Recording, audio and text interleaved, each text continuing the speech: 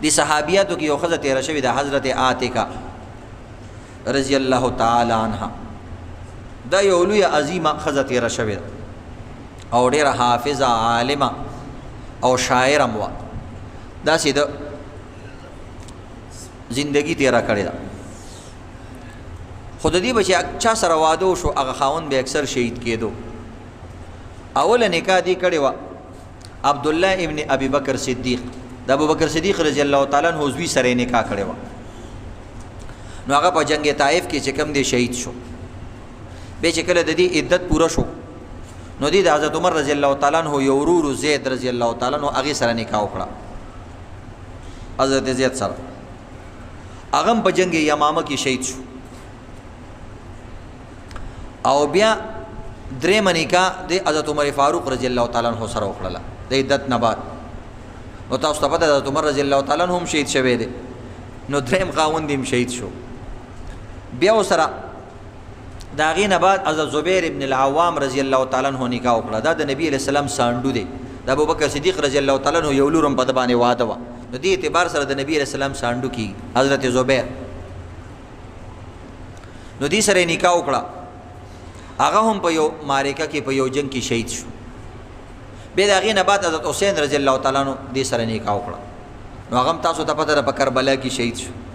نو عبدالله ابن عمر رضی الله تعالی عنہ به کله ناکله ویل وی که کوم کس شهادت غواړي دې ښځې سره دې نکاح وکړي که د چا شهادت غواړي. د صحابه عجیبه زندګي ده.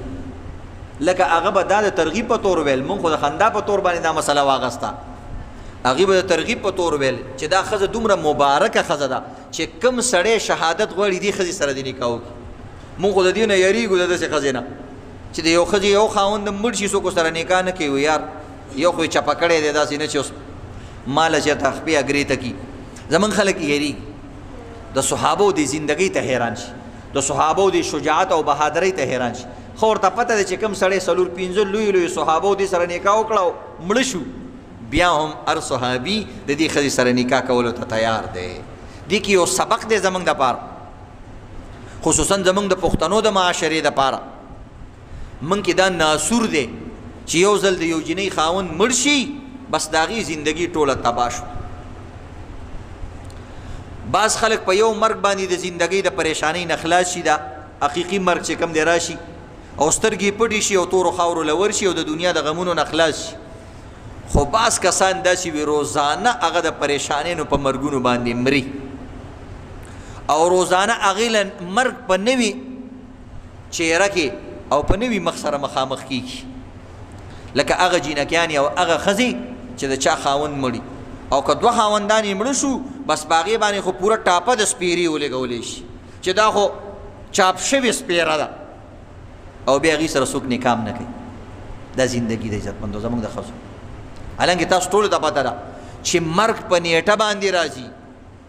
مرګ داسې تقدیري الله لیکلی دی چې اذا جاء اجلهم فلا یستاخرون ساعة ولا یستقدمون. که تا نکاح کړي مې مرې به، که نکاح دې نه کړي مرې به. ولې دا بې نکاح هلکان مړه نه شي، څه په اکسیډنټ کې مړه شي او دغه په کرونا کې مړه شي او په هارټ اټیک کې مړه شي او مختلفو په دریابونو کې لاو شي.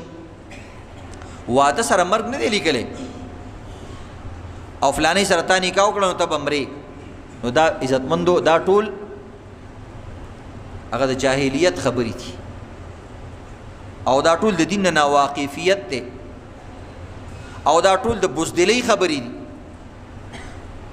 ډېرو کسان یې وادونه کړي دي او د واده نه څه فایده وانه اخیسته. اوس به څه کوي؟ ډېر کسونه یې ودونه یې شته او بچي نشته. ډېر خلک دي ودونه یې کړي دي 10 کال یو بل سره میلاو شوي نه دي، یو بل سره اختلافات دي، یو بل طلاق هم نه ورکوي، جدا کېږي نو هغې سره به څه کوي؟ موږ ته خو هر قسمه خلک ټلیفونونه کوي، حیران به شي داسې عجیبه عجیبه واقعات دي. نو په دې باندې مه دوکه کېږي چې دا ښځه ده زه به ورسره واده وکړم داسې به شي داسې به داسې به شي. خو مشره ښځه چې ته ورسره واده وکړې تجربه کاره ښځه ده ایله به دې ځای ته ورسوي. ټیک ده، د دې مطلب دا نه دی چې بل چا سره نکاح نه، دویم واده ورسره وکړه او دغه رنګې صرف په دې نوم باندې وکړه. یو ځای کې ولې د کرایه کور ونیسه وایي ته زما په نوم باندې نکاح مې د سره وکړله خرچه به درله رالېږم. نو بهرحال عزتمندو د صحابه کرامو داسې زندګي وه. اوس نن سبا بدکاری زیاته شوې ده. وجه دا د عزتمندو جینۍ چې بس د 25 نه واوړي خلک وایي بوډۍ شوه، او سړی چې ورور د شپېتو کالې مي بس ګیره توره کي او بریتونو باندې لاس راکاږي وایي هلکه دریم واده کو. هلکه دا چې چړخان به څه کوي او دا به دا جینۍ څنګه ساتي چې دله ته دا واده کې جینۍ چې د 25 کالو شو د بوډۍ ټاپه دې پې ولګول او د ټول غاښونه بار نه لګولي چې خبرې کوي غاښونه ترې را پرېوځي راکاږي واپس یې بیا ورزور کوي او واده ته تیاري. د دې مطلب دا نه دی چې بوډاګانو له ودونه کول پکار، بوډاګانو له ودونه کول پکار دي. ډېرې غیمې کوي هغوی او الله که کور کې د یو ورځ هم په سمه تېره کړي چې واده دې وله نه کو، خو بوډاګانو له د هغې مطابق ښځې کوئ، بوډۍ وله کوئ چې د هغې په خیس قطارو باندې پوهېږي. هغه صرف خبرو دپاره ښځه غواړي چې یو ښځه ناسته مي سر ته چې زما د خیس قطارې او دا فضول خبرې اوري، او هغه بوډۍ په دې خبرو نه تنګېږي. ښه مزېدار هغه هم داسې یو کس پکاري چې داسې فضول خبرې کوي او هغې هم اوري. دا بعضې خبرې موږ د مذاق انداز کې کوو، څوک پې خفه نه شي عزتمندو، صرف د دې وجې نه چې ستاسو ذهن کې یو مسله راشي.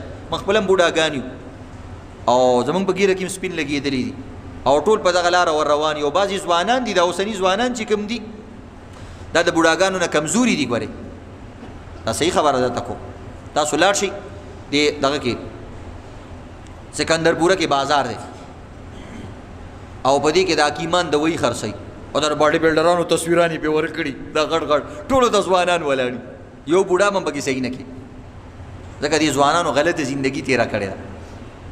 دوی پردی مور خور ته تورسرو ته غلط کتلی، دې خړسرو تورسرو ته ګډ وډ کتلی او دغه رنګې فلمونه کتلی او دغه رنګې د لاسونو نه غلط کارونه اخیستي وي.